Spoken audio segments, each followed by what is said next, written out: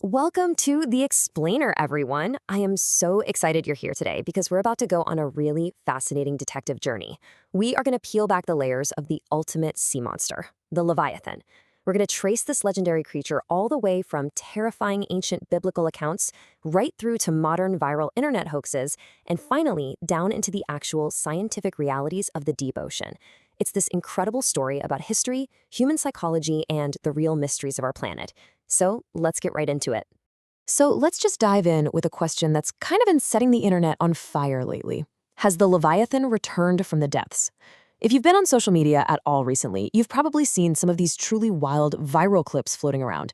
I'm talking about supposed footage of a 3-kilometer-long snake-like creature being chased by the New Zealand Army, or a giant monster absolutely destroying a massive cruise ship. People are sharing this stuff, genuinely terrified, asking if this ancient end-of-days beast is finally awake. But to understand this modern panic, we really have to look at where the fear originally comes from.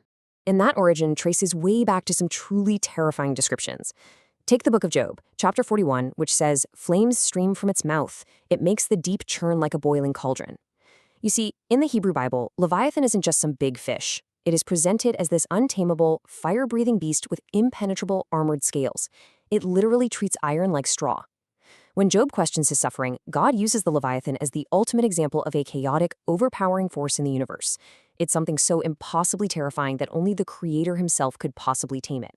What's really fascinating here is how literally early traditions took this creature. According to texts like the Midrash, the Talmud, and the Book of Enoch, this wasn't just poetry, right? Early scholars believed God actually had to slay the female Leviathan at the dawn of time. And the reason why? Because if these monsters had been allowed to breed, they would have literally destroyed the world. And the lore goes even further than that, stating that at the end of days, God will slay the remaining male, using its flesh for a massive feast for the righteous, and its glowing skin to actually illuminate the walls of Jerusalem. This brings us to a really interesting split in how people view the Leviathan today, as we contrast two very different perspectives. On one side, you had the young Earth creationist view, which proposes that Leviathan was a literal, historical creature. They suggest it was perhaps a surviving prehistoric dinosaur or a giant marine reptile that actually coexisted with early humans. On the flip side, modern biblical scholarship views Leviathan as a profound theological metaphor. In this view, the beast is a symbol of primeval chaos and disorder that God must conquer to bring about creation and peace. And it's this metaphorical view that leads us to our next major breakthrough. So the crucial point here is this concept, Chaoskampf. It's a German word, and it basically translates to chaos struggle. This is the universal mythological motif of a hero, usually a storm god, battling a massive primordial sea serpent that represents chaos. What scholars realized is that the story of God battling Leviathan isn't an isolated event. It's a recurring pattern. It's a structural blueprint of a story that appears over and over again in ancient civilizations, many of which supposedly never even interacted with one another. We see this exact blueprint literally everywhere. Just look at this. In Canaanite myth, the storm god Baal defeats the seven-headed serpent Lotan.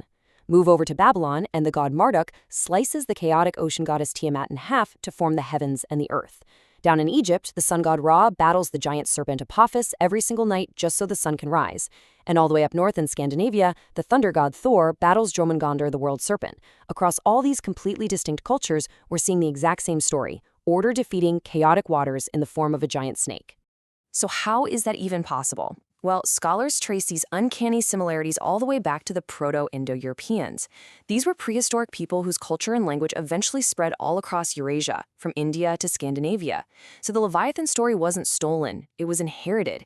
It's a shared ancestral memory, kind of like a prehistoric meme that underwent deep cultural diffusion over millennia.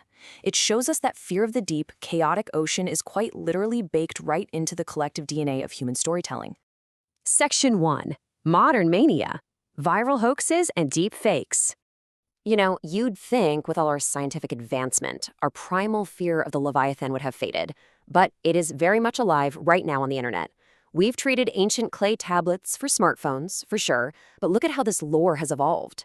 In 1567, sailors on the Spanish ship Golden Harpoon reported landing on an island that suddenly woke up, revealing itself to be a massive sea beast. Fast forward to 1918, during World War I, the USS Cyclops vanished in the Atlantic with 309 people aboard. Lore says the captain's final frantic radio call described a creature with glowing eyes attacking the ship. And today, the internet rumor mill claims that in 2017, the wreck was found literally bitten in half by teeth the size of cars. And it gets even more contemporary than that. In 2024, a massive viral panic erupted over a Google Earth anomaly found in the icy waters between South America and Antarctica. If you zoom in on the satellite imagery, it perfectly resembles a gigantic reptilian head, complete with eyes and a long trailing body. People immediately began pointing to prophecies in Isaiah 27 and Revelation 13, claiming the beast had finally risen from the abyss to signal the end times. But let's ground ourselves in reality for a second here. Those viral videos of the massive snake or the cruise ship, almost entirely CGI and AI deepfakes, custom designed to hack our ancient fears for viral views. And that Google Earth anomaly? Well, it is a real satellite image, but it's just a natural geological rock formation.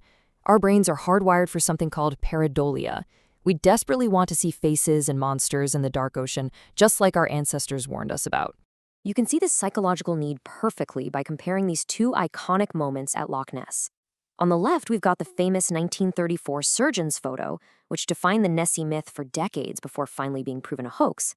On the right, the 2025 viral video by Io and Afotigan showing mysterious, massive twin wakes churning the water without a boat in sight. The technology changed from grainy film to live webcams, but our deep-seated desire to find these legendary creatures hiding just beneath the surface, that persists just as strongly today. Section 2. The grounded reality. What actually lurks below? So if the viral videos are fake and the ancient texts are mythological frameworks, what actually exists in the deep that could have inspired such enduring, terrifying cultural memories? Well, the answer lies in the fossil record. 70 million years ago, the oceans were ruled by very real monsters, like the Mosasaurus, a 15-meter apex predator. 40 million years ago, you had the Basilosaurus, this massive serpentine early whale with terrifying teeth. And just 10 million years ago, the prehistoric mega whale literally named Leviathan Melvier, which had teeth longer than a human hand. We also had the Pliosaurus. In fact, just in 2023, a perfectly preserved giant pliosaur skull was found on the UK coast, proving these bone-crushing predators were very, very real. Which brings us to a highly plausible scientific theory. Early humans might have actually coexisted with some Ice Age marine megafauna. Or at the very least, they almost certainly stumbled upon massive, unexplainable bones or decomposing carcasses washed up on shores after severe storms. Just imagine being an early human with zero understanding of paleontology and finding a skull the size of a car on the beach. You would naturally turn those unexplainable, terrifying remnants into the legend of the Leviathan.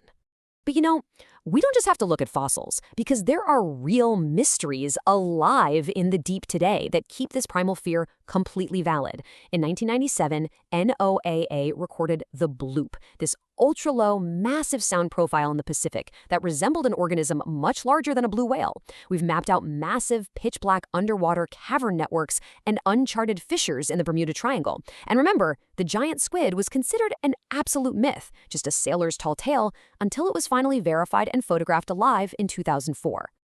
And that leads us to perhaps the most staggering statistic of this entire explainer. A massive 80% of our planet's oceans remain completely unexplored and unmapped by humans.